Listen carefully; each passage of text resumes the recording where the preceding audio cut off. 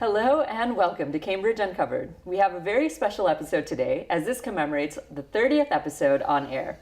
For that reason, we decided to cover one of, if not the biggest issue in Cambridge, which is affordable housing.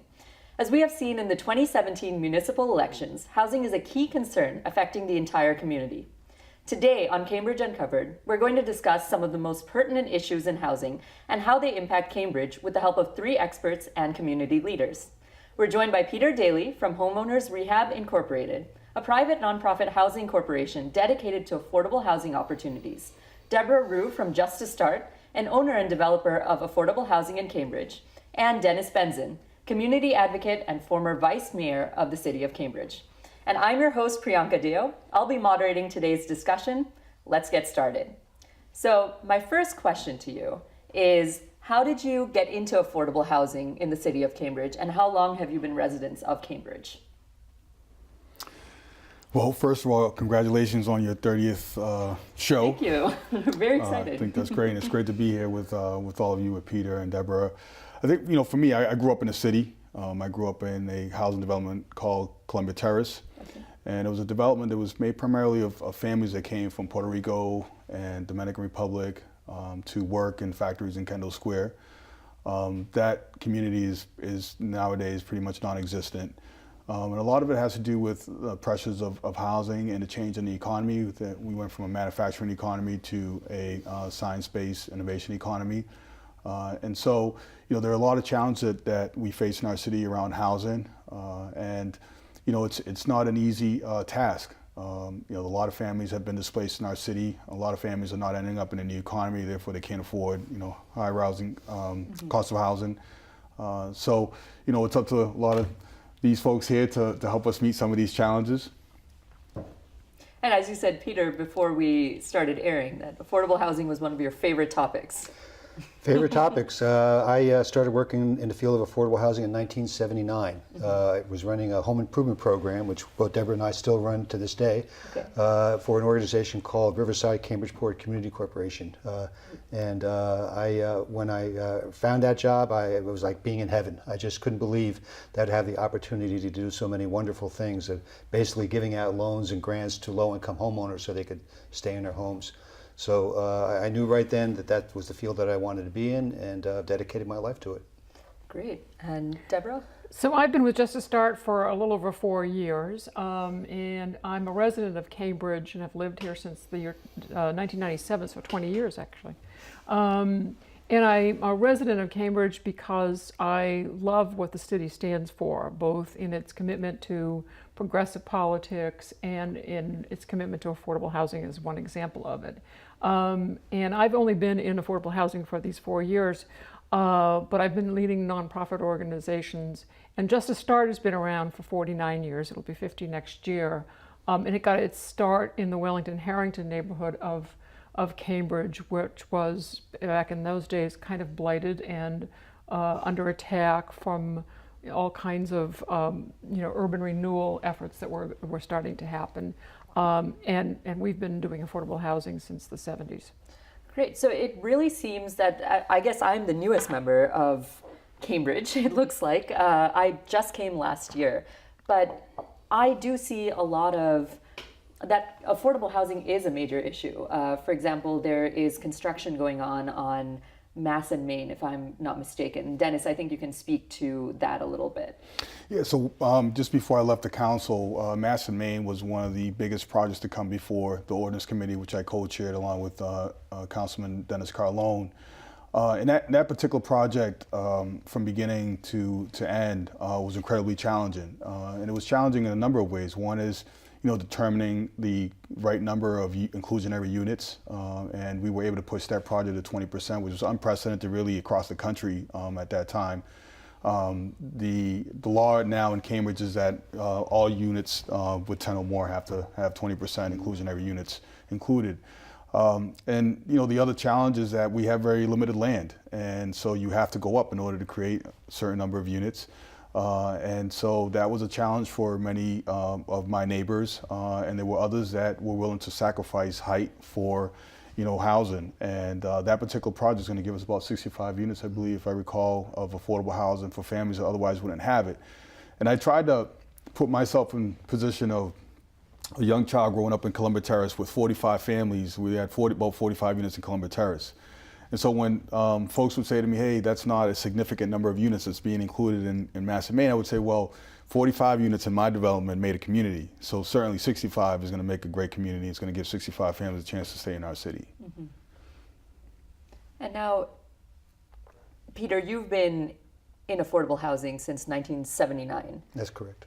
What do you see, especially with the economy shift? It kind of went from manufacturing to sort of science related. What do you see? How was housing impacted then? And are those challenges still prevalent now? It's really flipped, as both panelists said. Back in the 70s, the city was blighted. The buildings were boarded up. You couldn't get financing. Banks were basically redlining on housing. It took, in order to buy a home, it took a 20% down payment. Could you imagine that today if somebody had to put 20% down? So it was really a very different scenario. And groups like Just to Start and ours, there was basically neighborhood residents who came together and said, we've got to stop this, we've got to turn it around. And we were both founded from that perspective of let's do something a little differently, let's reverse these trends, and let's protect the people who have lived here and who've worked here, who've made this a great city. And now over the years, things have really changed to the point of view where there are so many people who want to live in the city because of its diversity, that is like pushing the price up, with a lot of the people moving in are getting very good paying jobs. And again, housing is costing so much that it's hurting the very element that has made it such a great city, that very diversity that we're all working so hard to protect. Right. What has your organization done specifically to kind of combat that problem over the years? Well, we try to develop and preserve as much housing as possible. So that's, I think, as Justice Art is sort of in that same element, where any building that is already affordable housing, and this is the so-called expiring use. I'm not sure if you've heard that term at all, but it's housing that was built by private owners back mostly in the 70s with a use restriction that over time would expire. And once it expired, the developer could flip it to market. Now, in many neighborhoods around the country, market and affordable are similar, so there's no real incentive to do that. In Cambridge, you could just imagine the difference in rents that an owner can get from the low restricted rents to a market rent. So anytime that there's an expiring use property that might be coming up for sale, we just drop everything and go after it and try to do everything we can to preserve it. Right. So the preservation, is one important piece, and then the other is production. Okay. And production is basically doing new construction wherever we can, small, large, and whatever we can get to produce new housing, and all the housing that we do is going to be permanently affordable. There are going to be no more use restrictions that are going to expire. It's going to be permanent. Okay, and how many units can you define a number of how many units will be just with that same rate? The same rate of? That they are just one price the entire time. When you say permanently affordable, okay. Can you define that? Permanently affordable means that it's affordable for folks of certain income classes. It can be low income, which is typically below 60%. It can be moderate, which is say 60 to 80% of median, or it can be middle income. We used to do mostly low and moderate, but now the demand in Cambridge is also for middle income, as middle income people are being priced out of the city. So now the city is asking us to consider putting in middle income limits as well. So we'll have those three elements, and they will be permanently affordable at rates. The affordable definition is 30% of income for rent. So that's how we will structure it, and structure it so it works that way in perpetuity. Is there a strategy to go for low, moderate, and sort of high income? Maybe I'm not using the terms right. Mixed income. Mixed income, correct. Is there a strategy to determine which unit gets what in Cambridge? Well, when we're looking at a new project, we sort of work very much closely with the city to try to understand, what are the current demands now. And one thing the city will always tell us is do family housing, that there's not enough family housing in the city. And the two ways affordable housing gets built are either by the nonprofits or by the private developers with inclusionary. And the inclusionary, it was 10%, now it's going to be 20% of the units are affordable. When Deborah and I do housing, it's 100%. Okay. So that's sort of two very different, and ours are going to be the family housing. So we have this sort of mixed income with very low percentage of affordable, but better than what it was. That's mostly the studios and the ones, and then what we do are some ones, but mostly twos and threes. And now, Dennis, I think you, as a leader in the community, you've kind of seen things work in affordable housing at a high level. What are some of the challenges faced? Because like you said, you have to work with the city. What are some of the challenges faced perhaps when a nonprofit comes to the city to work on these projects? Well, the greatest challenge, and I'm sure you can attest to it, is finding buildable lots. Right. And ensuring that if you move forward with a project, it's not going to end up in litigation. There are so many projects that end up in litigation. I mean, just before we sat here, we were talking about Vale Court, which was a development, a blighted site that had been sitting there for many, many years. When I was on the council, I, along with Vice Mayor McGovern and Councilwoman Denise Simmons, pushed the city to take the property by eminent domain. And 4 years later, the property's still in court. Still being litigated. We have the courthouse that's also, in litigation. I believe they're waiting for the SJC to make a decision on that particular case. But, one area that we did work together on and was looking at city parking lots and building on city parking lots. For example, just in front of CCTV, we have what I believe is lot 4. And lot 5 and 6, we were looking to build housing on those lots. It would be 100% affordable, which is never easy to do. And the challenges that you face once you go beyond the point where you say, yes, let's look at building this lot, is how high do we go? How much open space will we have? How does the community benefit? What percentage of units will be affordable? What percentage of units are going to be family units? Because there's a great need right now in our city for 3, 4, 5 bedroom units. So there are a lot of challenges, but there are a lot of legal hurdles that have to be overcome. And so how long does that debate last before you can actually build? Well, it can be years. I know that Mass and Main took almost 2 years, and when I left the council, it was still going before the council, and there were a number of different tactics being used to stall the process and the project. And so I think we have to make a decision in our city, about not so much the folks that work in the city and the nonprofits have been doing this work for a long time, but I think residents in our city have to make a decision as to whether or not we really want to support the creation of new affordable housing. And what is it going to take for us to do that? And are we willing to sacrifice some density and open space to make that happen? Because we're running out of space very quickly, and that's a huge challenge. And what are some of the efforts being done to maybe speak to the residents? Because this is something that everyone is aware of. Yeah. Like I said, I just came in last year. This is a huge problem. I may not know the specifics of the locations, but you can definitely tell that affordable housing is a huge issue in Cambridge. If we do have to, do some outreach to the residents of Cambridge to figure out, is this an area that really needs to be improved? Are you guys on board with us? Yes, and I think that there is a lot being done. There's a whole process in the city called Envision Cambridge, and affordable housing is front and center in that planning that's going on. So that's been an effort to engage the community members, for quite a period of time. It's been going on for, I don't know, a year and a half or so with this program. So I think that's one of the ways to engage residents. It is one of the top issues. There was a community needs assessment done, and what comes up number one on that issue is affordable housing. So I think almost everyone in the city knows it's needed. We often fight the not in my backyard syndrome that you see. And there's a lot of pressure because a lot of what has been built as affordable is in certain neighborhoods of the city. So there's a lot of desire among some folks to have it see it built in more affluent neighborhoods as well. I think we can look at opportunities here. I think the parking lots are a great opportunity. And I don't think it has to be 100% affordable. It could be a mixed income or mixed use, could have some retail as well as vital. I mean, nothing's more ugly than a parking lot, frankly, I think. So, I mean, it would add more life to Central Square, to bring more people there.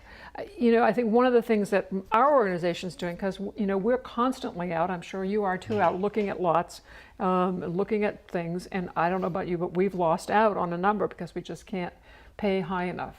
So we're looking at our own parking lots. I mean, we've got 3 projects in various stages of early development on our own parking lots that Just to Start owns, to maximize the use.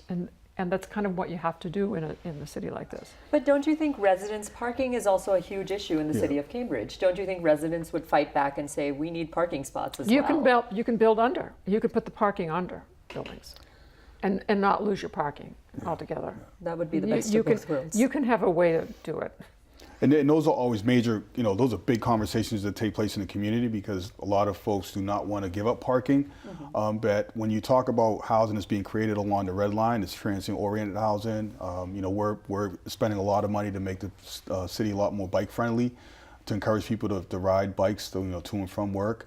And back to the question regarding community input in a lot of this process. One of the problems that I see, particularly in the Port community, is how neighborhoods and residents don't really understand zoning. And a lot of them cannot participate in community development meetings and meetings around, whether or not a project is good for a particular neighborhood because they don't understand really, complicated concepts like, floor area ratio and what does it take to create enough housing to support a neighborhood, because a lot of times these debates get caught up in theories, right? So if we build more luxury housing, we're gentrifying the neighborhood or we're exacerbating gentrification. And these are competing theories, and sometimes we have to break through the theories and understand that people need housing now, and they need housing quickly, and what is the best way for us to get there, keeping in mind smart growth and smart development. We've been making some progress with the city in discussions about parking. It used to be sacrosanct. You do one for one, you don't even talk about it. But as the parking is expensive to build, and it also takes up a lot of room. And we started looking at our sites just to see how much parking our residents really needed. And we found that the lower the income, the less likely you were to have a car. So we sort of built those formulas into the housing. We went to the planning board, and on a site we did at Putnam Green, the planning board gave us 75%, and we're starting a new construction one pretty soon of 98 units, and on that one the planning board agreed to 68%. So we think these are big steps in the right direction, because affordable housing, it's for us, it's either, if you're building parking, that space that could be taken with an affordable unit. Now, when we talk about the residents in affordable housing, what has sort of the feedback been? Are they happy with the units? Are they in areas that are safe, even in low income housing probably? What are some of the major issues that residents of affordable housing face? Well, a lot of the housing that we create now is housing that's mixed use. So, for example, you could have a family on 3rd Street that lives in a unit right next to someone that's a vice president of, one of the biotech companies in Kendall Square. Whereas in the past, a lot of the folks that live in public housing or subsidized housing lived concentrated in one area. So we were all pretty much poor, right? And I think now the way that the program is designed, you live in a building that's mixed with people from all over the world, people all types of economic backgrounds. So I see that kind of housing as very positive, and I see ourselves like moving away from concentrating, the poor in one area. Everything into one. I think one of the big issues that people who live in affordable housing face is that they can't get out of it. So even if their incomes go up a little bit, they cannot stay in this community and go into the market rate. There's a program in the city of affordable home ownership. So some folks, get into that lottery and graduate into those, which is a little bit higher income allowed. But a lot of folks are kind of get trapped and cannot get out, because you can't go from paying 30% of your income to now having to go to the market and pay 60% of your income. That's just not a viable alternative. So the middle income housing is a nut that is really challenging to figure out how to crack, because there's no subsidization money for it. There's even people who are earning, a single person earning, $60,000 to $70,000 has a hard time finding an apartment they could afford in the city. Right. And there has to be a holistic approach to this. So, you raise a great point, Deborah, that, so for example, you have families that live in Newtown Court, right? And they've been living there generation after generation. Kids go to the public school system, they graduate from Ridge and Latin, they go to college, they come back, they can't afford to get a one bedroom because on average you're looking at $2,500, $2,800 per unit. And on top of that, they don't have the kind of job that would allow them to pay that much money for a one bedroom apartment, right? Because they're not entering the innovation economy in Kendall Square. So we've got to look at housing, we've got to look at jobs, we've got to look at job training. And we've got to give these families an opportunity to transition out of poverty, subsidized housing into, middle income units. But we have a lot of work to do, because now what's happening is that low income families are in a battle with middle income families for housing, right? So we have firefighters and teachers that want to stay in Cambridge, but they can't. So the folks that are on the low end say, well, why not me? And the folks that are in the middle income category say, well, why not us? So it's a very, very difficult battle. And what's being done about that right now? Well, Peter talked a little bit earlier about how they're trying to focus on building more middle income houses. So I think one thing that's enthused me is to see the level of discussion on affordable housing among city council candidates is unlike it's ever been before. It used to be you just had a few who were proponents, and most really didn't care that much. And when you say used to be, when are you 10 talking years about? ago. 10 years ago? Before Dennis. Dennis brought a new model into the city. Everyone's going to talk about affordable housing when Dennis is around. But now everyone is talking about it, and I think it's because everyone's been touched by the issue. Right. When we went through a zoning process recently on this 98-unit building, it used to be that people would say, I don't want affordable housing in my neighborhood. Now people are coming up to saying, thank you for building this because my neighbor lost their home and they had to leave the city, or somebody else's nephew wanted to come back and live in Cambridge and couldn't. So it used to just be a smaller amount of people who had low income connections, but now it's almost everyone knows someone who has lost their home in Cambridge, and they're all coming out saying we want more. And I think this is a great step in the right direction. Great. It's good to see. Do you feel the same way? Yes, I do. I do feel like there's more and more support. I mean, it is number one issue. I mean, it comes up constantly in this Envision Cambridge and the community assessment and all of the candidates. It's constantly the thing that people are realizing. It's not just Cambridge. It's regional that this is happening. I heard someone say that we need 400,000 units of housing in the greater Boston area by 2040 something. And that's before Amazon. Right, that's before Amazon. That's a Right. huge amount of housing. Right. So part of the issue is also supply and demand, and I just want to put a plug in for one of the things that just happened or is in the process is the development of Volpe, because that's going to be 1,600 units of housing with 260 of them are affordable. I mean, that'll be like 3 or 4 years out, but that's a huge amount of housing. And when that process was going along with MIT doing the development, the graduate students of MIT kind of rose up and put pressure on MIT, and MIT is now committed to 950 new beds of graduate student housing. And the theory being, if you could pull the graduate students out of the demand cycle to some degree, you might see rents not increase as much, or more stabilized. And you've got a supply and demand thing that is just kind of out of control. I mean, it would feel like we're always fighting with the market forces here to both buy housing and develop it and keep it affordable. And then there's the supply and demand thing. So, But what is the biggest problem? Is it the market forces? Is it people? Is it the residents? Is it the city? What do you see as being the biggest problem to housing, despite it clearly being one of the biggest issues that's talked about or spoken about in Cambridge today? Yeah. Well, we're incredibly lucky to live in a city like Cambridge that makes a huge commitment to housing, first and foremost. And, we have great nonprofits that have been doing this work for a really long time. I just think that Cambridge is a desirable place for a lot of people that make a lot of money. There are a lot of millionaires in our city. We have a lot of great jobs, but in order to enter those jobs, you need a really good math training and science training. And so we've got to do better to prepare our residents for that economy so that you can, you have a lot of choices. You can go out, you can go into any neighborhood and say, hey, I can buy this house or I rent this apartment. What I'm seeing a lot of now is multiple people living in large bedroom units in traditional wood frame homes, right? So, in the past, you would have a family of like 6 living in a 3-4 bedroom wood frame house. Now you have 4 students, or 4 people that work at a restaurant that, need to afford, in order to stay in the city, you have to pay like $1,000 per bedroom. So, it's really, really complicated. And I think we've got to, first really be committed to creating new housing and make that process as easy as possible.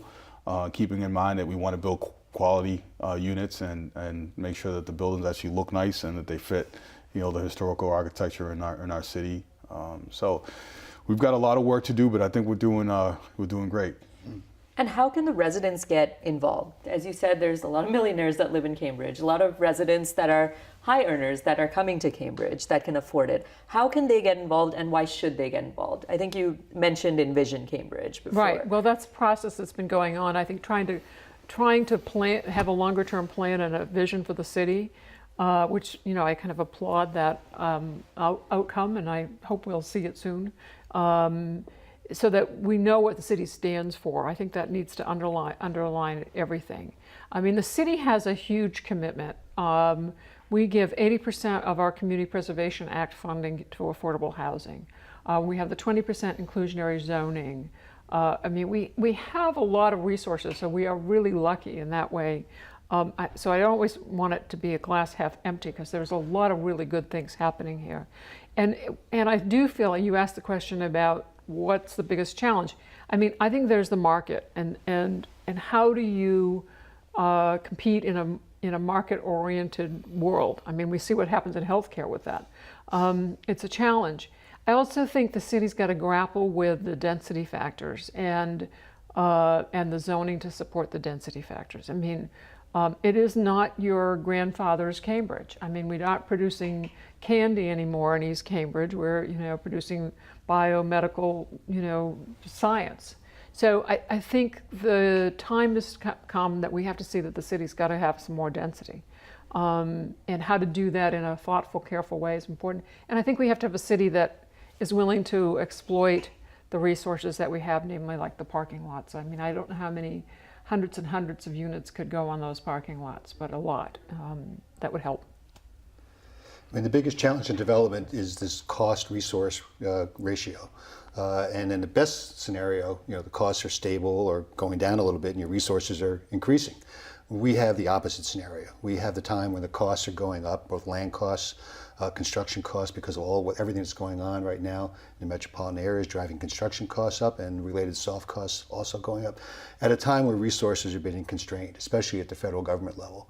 So I think that's our biggest challenge, is how are we going to affect that ratio and either get the costs to moderate somewhat and to get some of the resources back up where they need to be. Okay. And Dennis, you, as you said before, you were a resident of housing. What do you see is the biggest challenge in housing in Cambridge today, and what should be done about it? What's the solution beyond the debate? What should people do? Well, I mean, I think we've got to be willing to make sacrifices. I'm one to sacrifice height for affordable housing units. I think we've got to, help our families that have been living in housing for a long time transition out of housing. I mean, I was in a situation where, my parents were able to transition out of, Columbia Terrace, purchase a home in Cambridge, which is a lot more difficult to do nowadays. But I think, again, looking at this holistic education, housing, jobs, and really trying to do as much as possible to educate the community about how to build a community and how important it is to understand zoning concepts and be a part of the conversation so that they know how they want to envision places like Central Square, which is, over the next 10 years is going to go under a lot of development. And, how housing works with bicycle infrastructure, how it works with public transportation infrastructure. So there are a lot of different things that we have to keep in mind as we think about building more housing. Peter, what about you? What is the biggest challenge and what's the call to action? Well, I think Dennis is right. I think that zoning is something we've touched on a little bit. Zoning is a very powerful tool, and I think that's something we need to take more advantage of. I mean, right now, the inclusionary gives a density bonus, and in return, you have to do so many units. I'd love to see a density bonus for affordable housing in addition to because we're going to do 100% anyway. So let us get a bigger density bonus for that. I'd also like to see us get some relief on some of the setbacks, some of the parking. Bicycle requirements now are very strong for housing, and affordable housing. It's the same thing. So I think we need to take a really hard look at zoning and see how we can accomplish our goals by doing that. Also, love to see some relief on things like the building permit fees for affordable housing. Right now building permits have gone up, and the city's using it as a strategy to get more revenue, but it also goes up for affordable housing. Right. So we need some relief on that. Okay. And Deborah, what do you think? Well, I think I echo a lot of what Peter's and Dennis have been saying, but I think, so zoning, density, parking lots, I keep talking about the parking lots, using all the resources that we have Yeah. and kind of putting them in the mix to solve this problem. One other resource I think that is a bit controversial, but it's getting discussed, is the transfer tax, Right. which is basically putting a tax on the transfer of property, which we have a lot of in the city, and it can be very modest, but it would generate an enormous amount of money because it's going to be based on a cost that's very high. And I think the decision is probably going to be to exempt a certain level, the first couple $100,000, whatever it is, price, and then only go after some of the higher ones. But I think it's a great way to raise revenue. I think once it's in place, it's going to be permanent, so we can have that predictable flow. We can borrow against that. We can leverage it. We can do all kinds of things. So I'm hopeful that that goes through. I know Somerville's looking at that very hard as well. And when is it supposed to go through if it does? Well, I think it has to go through the state legislature. This would be a home rule. So it is being discussed at the state now, and I'm not sure what the governor's reaction is to it, but I think it is something that is gaining momentum. Again, as federal resources dry up, we need to come up with other ways to raise revenue. That's right. Well, I think that wraps up our show.